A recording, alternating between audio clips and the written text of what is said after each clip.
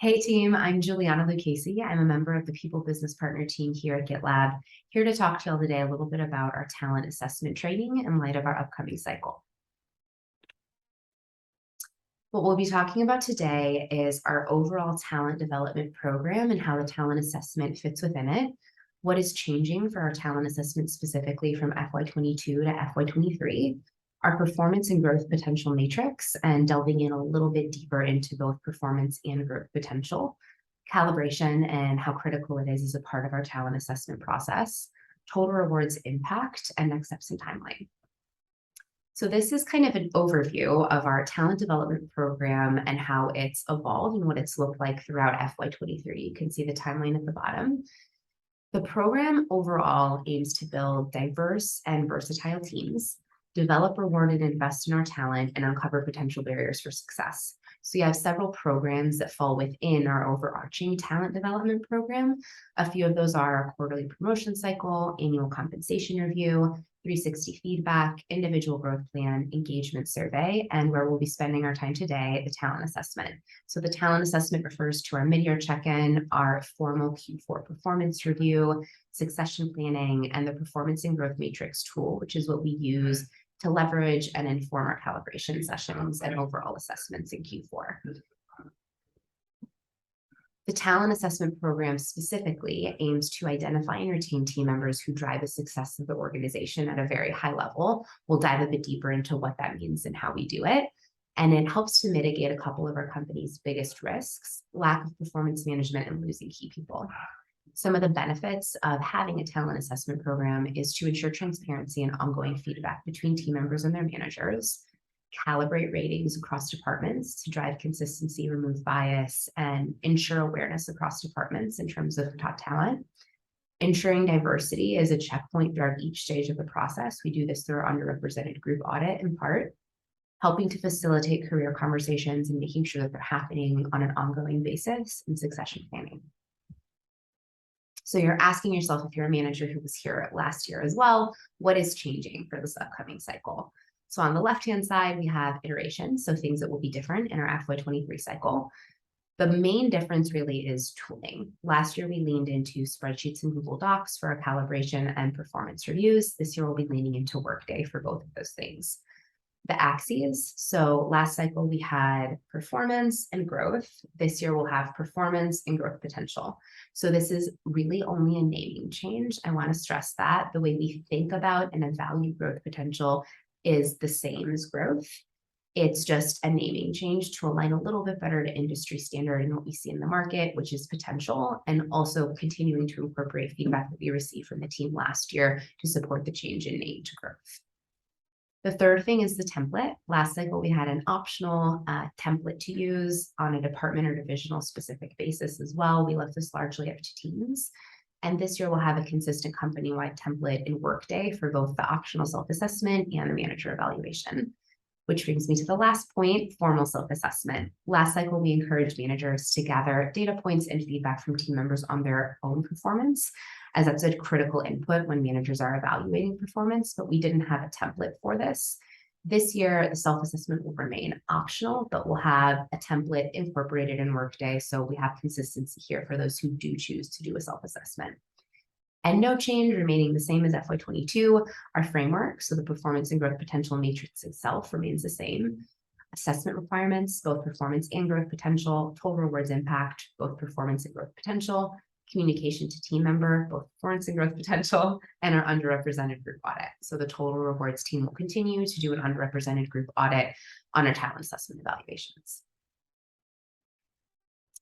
The performance and growth potential matrix, this is also known as the 9-box. So we have two axes, again, performance, the scale is developing, performing, exceeding, and growth potential, the scale is developing, growing, exceeding. For both performance and growth potential, we have an expected distribution, that bell curve. It's developing 10 to 15%, we expect of the work to fall there, performing or growing 60 to 65%, and exceeding 25% of the business. Performance. So when we measure performance, we think about three core inputs: job family, functional competencies, and GitLab competencies. They're weighted slightly differently. Job, family, and functional competencies are at 60%, whereas GitLab competencies are at 40%. And you can read more about the details of all of these and how to think about them through the links incorporated here that take you back to the handbook. Performance output, again, this is developing, performing, exceeding. I won't delve in too deeply here either in terms of the details because we have the content in the handbook and a little bit on this slide that y'all can read through. But I do want to highlight one thing for developing assessments.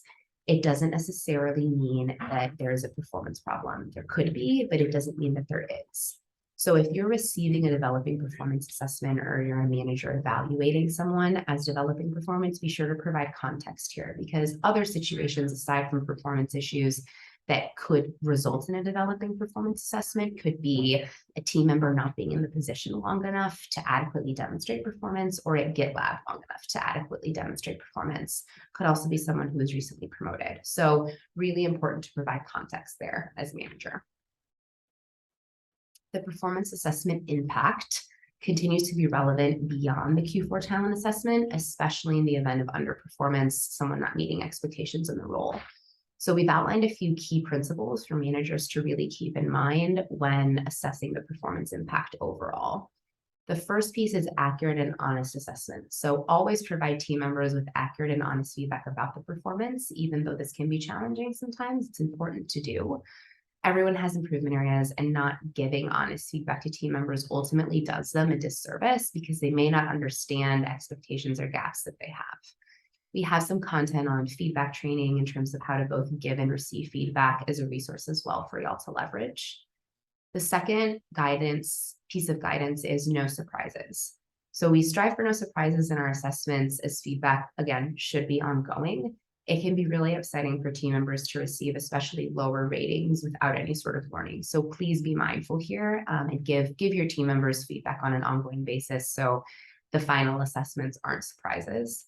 And third, manage underperformance promptly. So as a general rule, if you've been coaching a team member without progress, or you have a team member who will be receiving their second developing performance assessment for underperformance reasons, we strongly encourage you to reach out to our team member relations department. We as an organization recognize that underperformance management can be complex, which is why we have a team dedicated to supporting both team members and managers through this process. Growth potential. So measuring growth potential, I mentioned this remains unchanged from last year. The four primary pillars that comprise growth potential are adaptability, expandability, consistency, and self-awareness. Again, won't spend too much time here because we have the content in the handbook as well. Growth potential output, developing, growing, exceeding. It's the same as performance with the exception of that middle layer. So performance is performing and growth potential is growing. One thing I will call out is developing. The assessment of developing for growth potential does not necessarily equate to developing performance. These are two separate axes that we evaluate and consider, and one does not directly correlate to the other. We could have someone who's developing growth potential and performing for performance, for example. So really do lean into the different measurement criteria we have for each of them and evaluate them as their own things. Calibration. So after we have growth potential and performance assessments finalized, so we've gone through the self-assessment optional, the manager evaluation required, we'll have a list of outputs. And this is where calibration sessions come in. The calibration session is a really important part of our process overall to ensure consistency and fairness in our assessments, calibrate on the approach and thought process behind the assessments, provide cross-departmental and or cross-divisional feedback as appropriate, and add in just an additional checkpoint to check for unconscious bias, which we can see incorporated through our underrepresented group audit. The calibration can be done asynchronously or synchronously, depending on what works best for the group, and it should be done by level. So for example, manager calibration should happen for their directs, director calibration should happen for their directs, and so on and so forth, because we don't want to disclose talent assessment evaluations amongst peers.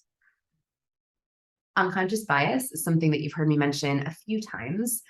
This is a very, very important piece, again, to reiterate, of our calibration process and talent assessment as a whole. Unconscious biases are essentially stereotypes about certain groups of people that individuals form outside of their own conscious awareness. And nearly all of our thoughts and actions are influenced, at least in part, by unconscious impulses. So acknowledging that everyone has unconscious biases is the first step. And the goal here is to bring them to our consciousness and navigate them in order to create a more inclusive and empathetic work environment. And in the talent assessment, one of the ways that we do that is through calibration. So we recommend that managers read through our unconscious bias handbook and check out some of the trainings and resources we have there. So you have these top of mind and are aware of them as we go into the manager evaluation portion of our talent assessment. Total rewards impact. So both performance and growth potential have an impact on compensation, but as a general guideline, performance assessment has more of an impact on cash, while growth potential has more of an impact on equity refreshes. So over on the left-hand side, we have performance. GitLab's compensation philosophy is that of a pay-for-performance organization. So this means that the increase that team members see for their cash increase is correlated to their performance. So someone who is assessed as exceeding performance should expect to receive a higher percentage increase than someone who is assessed as developing in recognition of that performance. And hopping over to the right, growth potential. The equity compensation section of our compensation calculator outlines the minimum, median, and maximum equity dollar grant increases for equity refreshes that managers can use as a tool when determining what an appropriate equity refresh would be for their team. And an important note in general is that compensation increases can vary up or down from general guidance we've provided. While performance and growth potential are two key inputs that the team takes into account when we think about annual comp increases, they're not the only inputs. So other things that could impact here are changes to local market rates, placement in the compensation range, previous increases, and budget constraints. Another data point that feeds into our total rewards when we think about annual comp review is whether a team member is identified as key talent. So key talent makes up about 10% of the population at GitLab.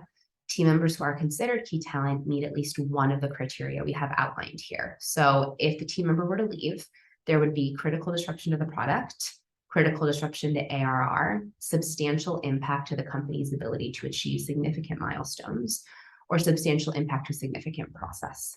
So again, this is another data point that we look at that is in the talent assessment bucket when we think about annual compensation impact for the talent assessment. Next steps and timeline. So in October, we'll kick off our self-assessment in Workday, optional for team members to complete, in addition to our manager evaluation in Workday, which is required and should be completed by management and leadership. In November, managers and leadership will calibrate on talent assessment to confirm ratings, and we'll do our underrepresented group audit, which is conducted by the total rewards team. In December, once we have both of those inputs, the talent assessment ratings will be finalized at the E-group level. In January, annual compensation review will launch, and manager communication of the talent assessment result to team members will begin. And in February, annual compensation increases will be finalized and communicated. Thanks so much for taking the time to watch this content. And if you have any questions, please feel free to reach out to your manager or people business partner. Thanks, everyone.